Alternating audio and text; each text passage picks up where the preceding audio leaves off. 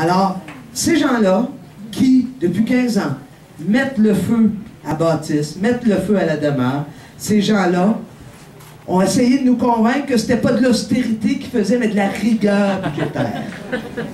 Ben moi, je trouve ça le fun parce qu'on s'est pas laissé gourer.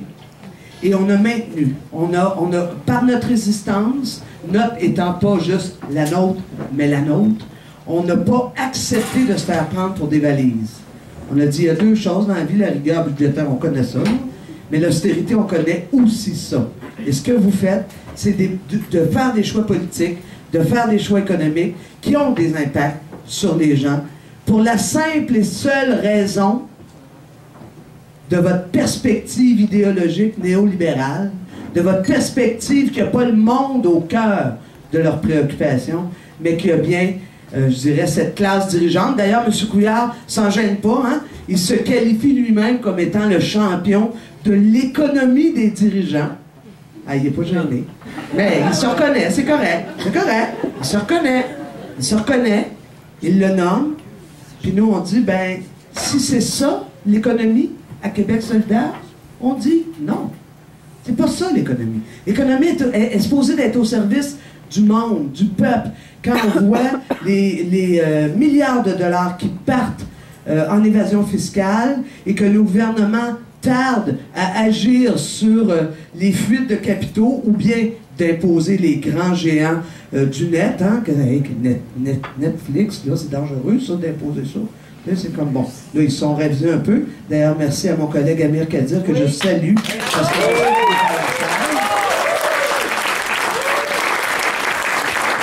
Alors, cette économie de dirigeants-là, on n'a pas de trouble à sortir 1,3 milliard pour nous assurer que les jobs vont aller en Alabama. Hein?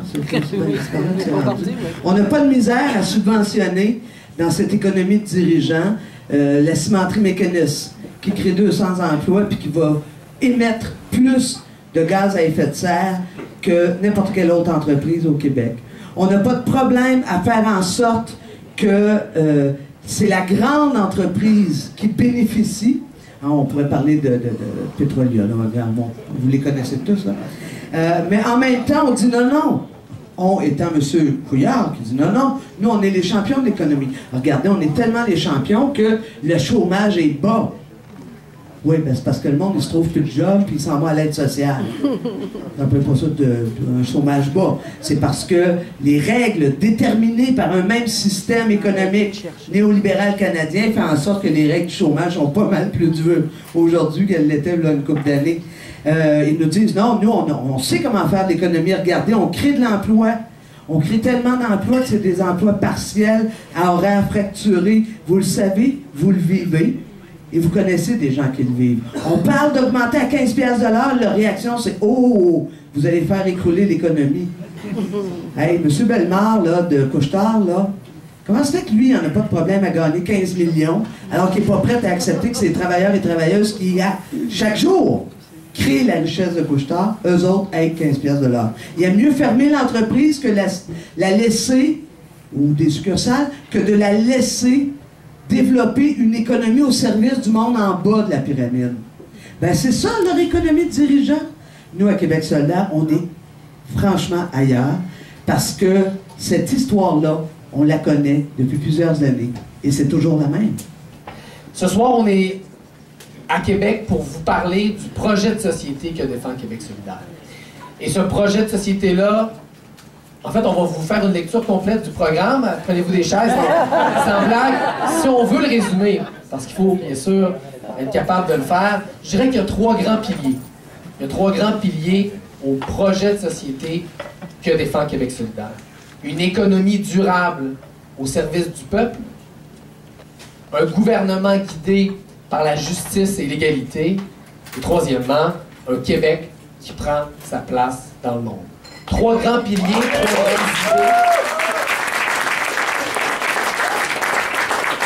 idées. 3 grands piliers qui sont peut-être les 3 grands appuis de ce projet de société-là, mais le mur porteur de ce projet de société, ce qui en assure la cohérence, ce qui fait en sorte que ce projet-là tient debout, c'est l'idée d'indépendance du Québec.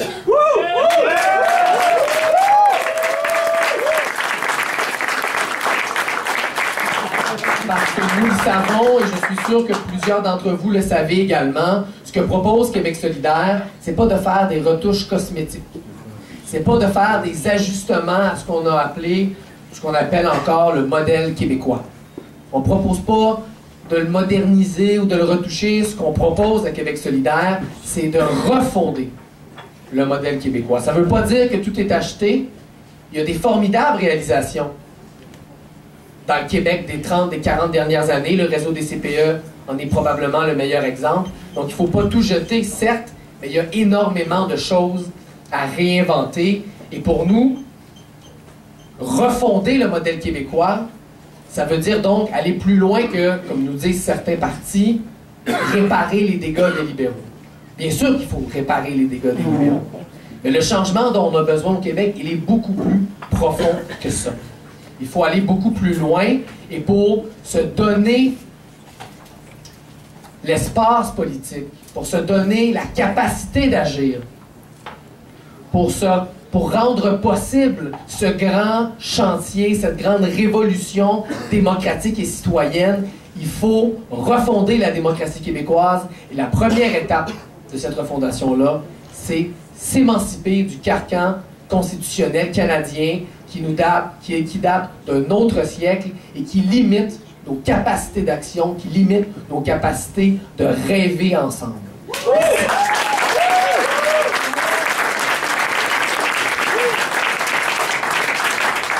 Et la tournée en route vers le Québec, dont c'est le deuxième arrêt aujourd'hui, c'est l'occasion de parler de ce projet-là, comme un tout cohérent, comme un projet de société qui se tient ensemble. Et ce projet de société-là, sa force, c'est justement sa cohérence. C'est justement le refus qu'a toujours affiché Québec solidaire et que Québec solidaire affichera toujours de vouloir diviser ce projet-là, de vouloir mettre un élément avant un autre ou après un autre. Le Québec qu'on défend, c'est un projet cohérent et jamais on va accepter de mettre une portion de ce projet-là en priorité sur une autre. Et ça, c'est ce qui guide Québec solidaire depuis notre fondation et c'est dans cette direction-là qu'on s'engage pour les élections de 2018.